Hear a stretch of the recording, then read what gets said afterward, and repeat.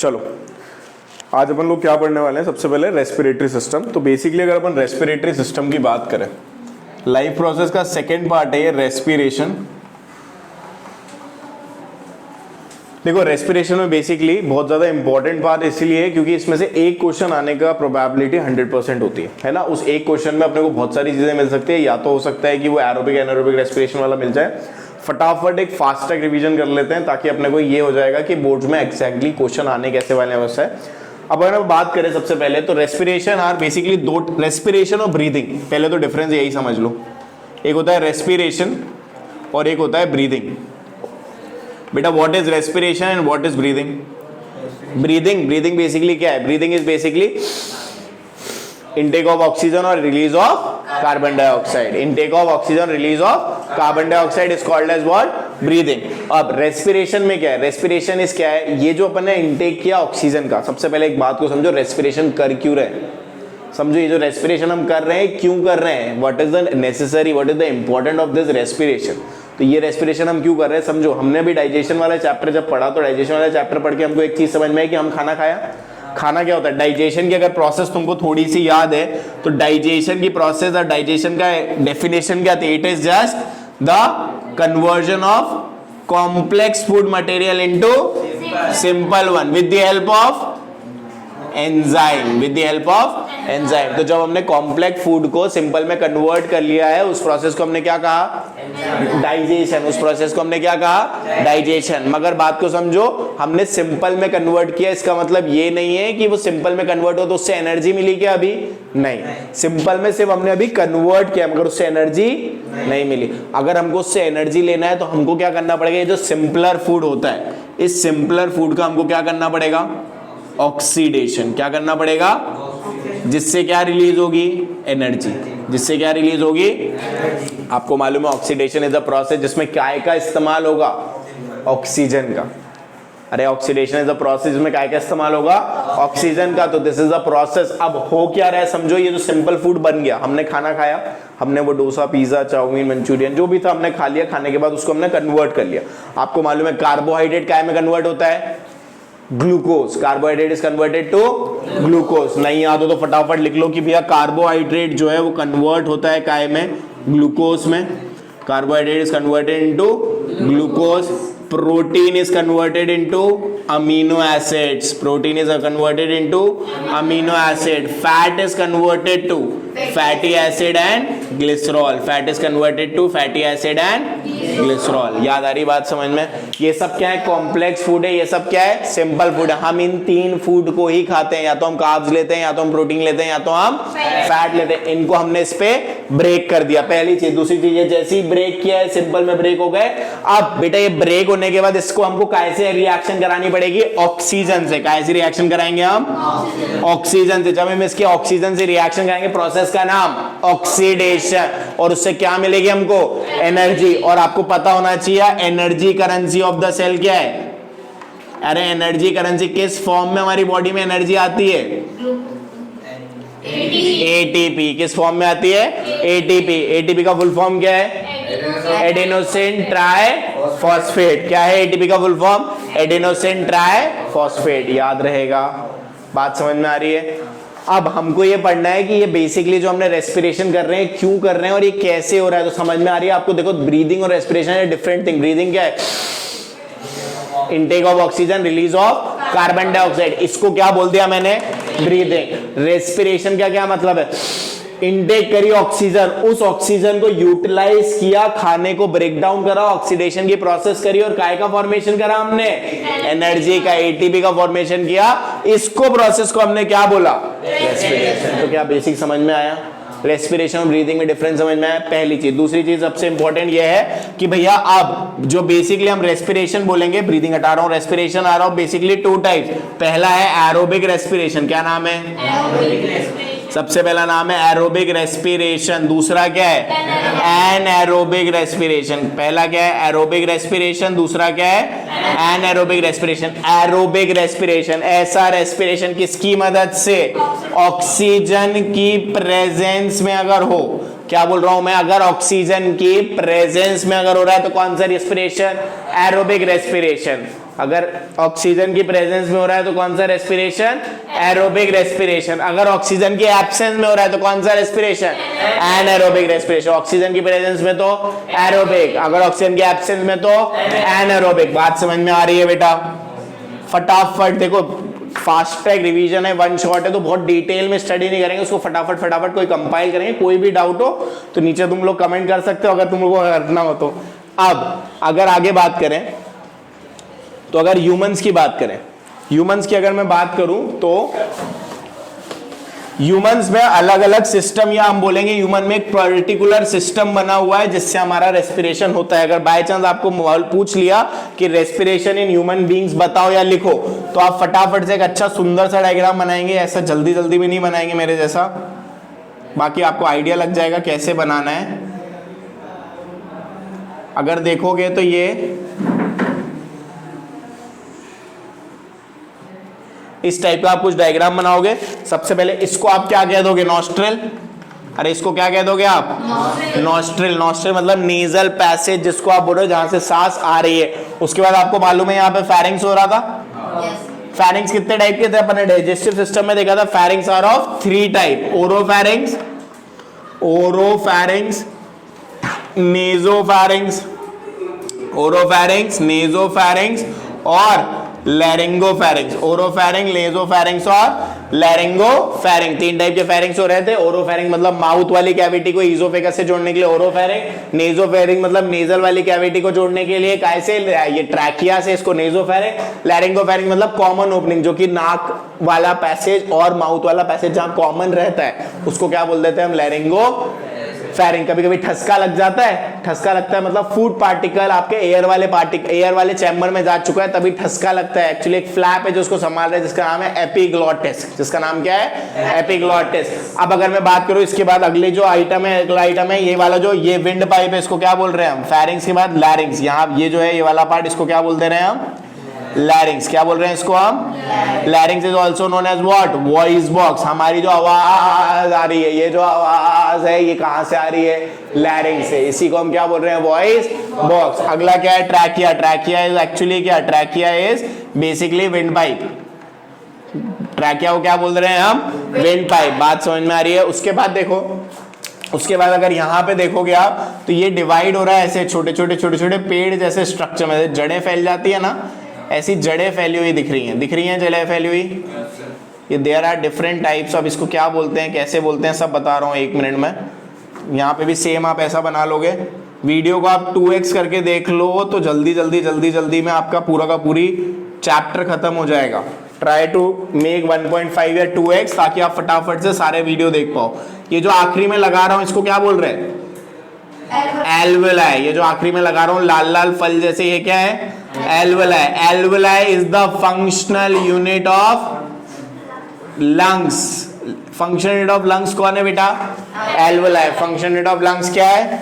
Alveoli. बात समझ में आ रही है? देखो अब ट्रैकिया के बाद क्या हो रहा है? ट्रैकिया के बाद आ रहा है ब्रोंकियोल, ब्रोंकाई और एल्वेलाई। यहाँ पे ये क्या है? ये है ब्रोंकियोल्स, ये क्या है? ब्रोंकाई, और आखिरी में क्या दिख रही है आपको? Alveoli. Alveoli is the part where all the respiration exchange of gases take place. यहीं पे एक्सचेंज ऑफ गैसेस होता है। Exchange of gases takes place. Are you getting that? It is the part where exchange of gases take place. आ रही बात समझ में? अब ये एल्वेलाई ही हमारा सबसे इंपॉर्टेंट ऑर्गन रहने वाला है। अब आपको अगर देखना हो तो इस एल्वेलाई को थोड़ा सा जूम करके बनाते हैं तो ज्यादा अच्छे से क्लियर होगी बातें। देखो ये जो एल्वेलाई है कैसा दिखता है? ये ऐसा दिखता है। अगर कोई आपसे पूछ ले मैकेनिज्म ऑफ ब्रीदिंग लिख के आओ तो आप यही वाला पूरा आइटम लिखोगे, ठीक है? मैकेनिज्म ऑफ ब्रीदिंग या एक्सचेंज ऑफ गैसेस, दोनों टाइप के क्वेश्चन बन सकते हैं। मैकेनिज्म ऑफ ब्रीदिंग या एक्सचेंज ऑफ गैसेस। देखो ये ऐसा रहेगा, ये है एल्वेलाई। ये जो बड़ी सी आपको दिख रही है ये क्या है बच्चों? एल्वेलाई। ये जो ब्लैक कलर की बनी हुई है this is what? This is alveoli. अब बात को समझो, अगर मैं बात करूं तो ये यहां से ऑक्सीजन आ रही है, बोलो हाउ? तुमने सांस ली और यहाँ क्या आ गई? ऑक्सीजन। यहाँ ऑक्सीजन ज्यादा क्वांटिटी में है ना। अब क्या होता है आपके पूरी बॉडी में ब्लड वेसल्स फैली हुई है, इसको अपन वापस से वहां पे भी कवर करेंगे। काय में? डबल सर्कुलेशन में, सर्कुलेटरी सिस्टम में। ठीक है, यहाँ पे भी देख रहे हैं, वहां पे भी देखेंगे। ये जो है ब्लड वेसल, ये जो ब्लू कलर की दिख रही है, it is what, it is blood vessel. आपको पता होना चाहिए blood vessel are basically 3 type की। कौन कौन सी? आर्टरीज, वेन्स और कैपिलरीज। ब्लड वेसल कितनी टाइप की? 3 टाइप की, आर्टरीज, वेन और कैपिलरी। आगे बढ़ते हैं तो देखो यहाँ पे क्या आया, यहाँ पे आई ब्लड वेसल। अगर आपको थोड़ा बहुत भी सर्कुलेटरी सिस्टम याद आ रहा हो तो आपको याद होगा लंग हार्ट से इम्प्योर ब्लड लेके आ रही थी कौन? Pulmonary artery. वेरी गुड बच्चों, कौन ला रही थी बेटा? Pulmonary artery. कैसा ला रही थी? डीऑक्सीजनेटेड। कौन ला रही थी? Pulmonary artery. कैसा ला रही थी? Deoxygenated blood. डीऑक्सीजनेटेड ब्लड का मतलब क्या था? बिना ऑक्सीजन का मतलब उसमें क्या ज्यादा थी? CO2, carbon dioxide. ये आई ब्लड, और इस ब्लड में क्या ज्यादा था बच्चों? Carbon dioxide. कार्बन डाइऑक्साइड की मात्रा ज्यादा। कार्बन डाइऑक्साइड की मात्रा मतलब O2 की मात्रा क्या थी? कम। बात समझ में आ रही है? अब आपको मालूम होना चाहिए कि there is a process that name is what? Diffusion. There is a process that name is what? Diffusion. Diffusion में क्या होता है? हाई कंसंट्रेशन से लो कंसंट्रेशन में मूवमेंट होता है। याद आ रही है कुछ बात? अरे हाई कंसंट्रेशन से लो कंसंट्रेशन मूवमेंट होता है। यहाँ पे क्या ज्यादा है? ऑक्सीजन। यहाँ पे क्या कम है? ऑक्सीजन है। ज्यादा वाली ऑक्सीजन कहाँ आएगी? कम वाली ऑक्सीजन में। हाँ या ना? अरे ज्यादा वाली ऑक्सीजन कहाँ आएगी? कम वाली जगह पे। तो ये जो इम्प्योर ब्लड है क्या हो जाएगा? प्योर। डीऑक्सीजनेटेड से क्या हो जाएगा? ऑक्सीजनेटेड। अब इसको वापस कौन लेके जाएगा? Pulmonary vein. पल्मोनरी कैसा ब्लड रहेगा ये? ऑक्सीजनेटेड। कैसा ब्लड रहेगा ये? और यहाँ पे बात को समझो, अगर मैं बोलूं ये जो कार्बन डाइऑक्साइड यहाँ पे ज्यादा थी, मतलब यहाँ पे कार्बन डाइऑक्साइड का कंटेंट क्या था? ये वाली कार्बन डाइऑक्साइड यहाँ से कहाँ जाएगी? यहाँ पे। तभी हमको यहाँ पे फिर कार्बन डाइऑक्साइड बढ़ जाएगी। इसलिए हम जब एक्सहेल कर रहे हैं तो एक्सहेल करने में क्या रिलीज कर रहे हैं? Carbon dioxide. Are you getting it? This whole process is called as mechanism of breathing या एक्सचेंज ऑफ गैसेज या transport of gases. Are you getting it? पक्का ये डायग्राम समझ में आ रहे हैं? दोनों अच्छे से समझ में आ रहे हैं? ये डायग्राम समझ में आ रहे हैं? चलो अब आगे बढ़ते हैं अपन। बेटा इसके बाद बहुत इंपॉर्टेंट टॉपिक इस चैप्टर का, उसमें से क्वेश्चन आने की प्रोबेबिलिटी लगभग 99% है, आने के चांसेस ज्यादा होते हैं। वो है ब्रेकडाउन ऑफ ग्लूकोज। बात को समझो, वो जो खाना था, मैंने आपको बताया कि देयर इज फूड, जिसका हमको क्या करना है? ब्रेक डाउन करना है। हमको जो खाने का ब्रेक डाउन करना है, that break down of food, उसी को हमको समझना है। देखो कॉम्प्लेक्स फूड को हमने simple by the process of digestion complete कर लिया। जब हमने कॉम्प्लेक्स फूड को सिंपल में बना लिया by the process of digestion, अब वो जो हमारे को डाइजेस्टेड फूड मिला, जो हमको सिंपल फूड मिला, वो सिंपल फूड को क्या था? वो सिंपल फूड था ग्लूकोज। अरे अल्टीमेट सोर्स ऑफ एनर्जी क्या है? ग्लूकोज। तो हमारे पास सिंपल फूड क्या था? ग्लूकोज। बेटा बात को समझो, जो खाना है, खाना इंटेस्टाइन में एब्जॉर्ब वो हो गया, डाइजेस्ट हो गया। डाइजेस्ट हो गया तुमको मालूम है ना, वो ब्लड से एब्जॉर्ब होता है। याद है मैंने बताया था आपको कि भैया आप खाना खाते हो, आपने हाथ से बहुत सारी एक्सरसाइज करी, तो ऐसा थोड़ी है थोड़े सेव टमाटर की सब्जी यहाँ सेव इधर घुस जाएंगे। याद आ रहा है वाला एग्जाम्पल? अरे याद आ रहा है, हमने वो बात करी। तो बात को समझो, ये जो खाना हमने खाया ये बेसिकली एब्जॉर्ब हो गया काय में? ब्लड में। काय में एब्जॉर्ब हो गया? ये जो ऑक्सीजन कार्बन डाइऑक्साइड घूम रही थी, ये भी काय में घूम रही थी? ब्लड में। दोनों चीजें ब्लड में मिल गई तो ऑक्सीजन और खाना मिलेगा और फूड बनेगा। क्या बनेगी? एनर्जी बनेगी।